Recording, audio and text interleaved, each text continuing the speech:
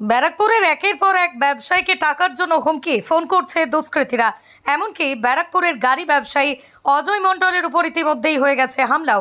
ব্যারাকপুরের প্রসিদ্ধ বিরিয়ানি ব্যবসায়ীকেও 20 লক্ষ টাকা চেয়ে হুমকি ফোন করছে দুষ্কৃতীরা। অভিযোগ, সেই ব্যবসায়ী অনির্বাণ দাসের গাড়ির পিছু নিয়ে তাকে ভয় পর্যন্ত দেখিয়েছে দুষ্কৃতীরা। আর এই সমস্ত ঘটনার পিছনে যে দুষ্কৃতীরা রয়েছে তারা বিহারের জেলে বসে এই কর্মকাণ্ড চালাচ্ছে বলে অভিযোগ। এবার এই সমস্ত ঘটনার পিছনে ব্যারাকপুরের প্রাক্তন বিজেপি সাংসদ অর্জুন সিংয়ের হাত আছে বলে অভিযোগ জানালেন ব্যারাকপুরের নবনির্বাচিত সাংসদ পার্থ ভৌমিক।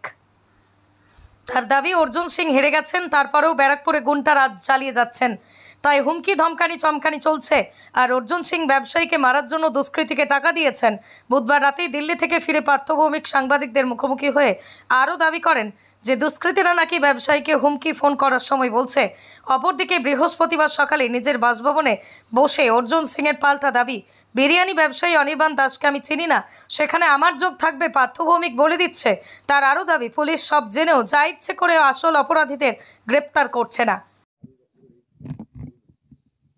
আমার ধারণা এই গুন্ডারাজ বেশি দিন চলবে না। আমি এটাও শুনেছি নামার পর যে একজনের কাছে যে ফোন এসছে সেখানে তাকে বলা হচ্ছে যে তোমাকে মারার জন্য আমাকে অর্জুন সিংয়ের নাম করেই বলেছে, যে আমাকে বরাত দিয়েছে। তা আমার ধারণা এই গুন্ডারাজ তো অর্জুন সিং কায়েম করেছে ব্যারাকপুরের বুকে, হেরে যাওয়ার পরেও ভাবছে যে ভয় দেখিয়ে গুন্ডামি করে মানুষকে সন্তুষ্ট করে রাখবে। কিন্তু আমি আপনাকে বলছি, প্রশাসন বলেও একটা ব্যাপার আছে এবং প্রশাসনের উপরে আমার আস্থা আছে, এবং আপনারা নিশ্চিত থাকুন এর একটা কিনারা হবে।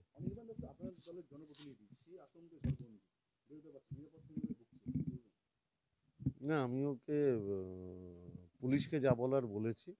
আমার ধারণা পুলিশ থাকলে ওর নিরাপত্তার কোনো অভাব হবে না। না না, বিহারের জেল থেকে কেউ ফোন করলে বাংলার পুলিশের করতে গেলে যে সময় দরকার অফিসিয়ালি, তার জন্য তো তাকে টাইম দিতে হবে।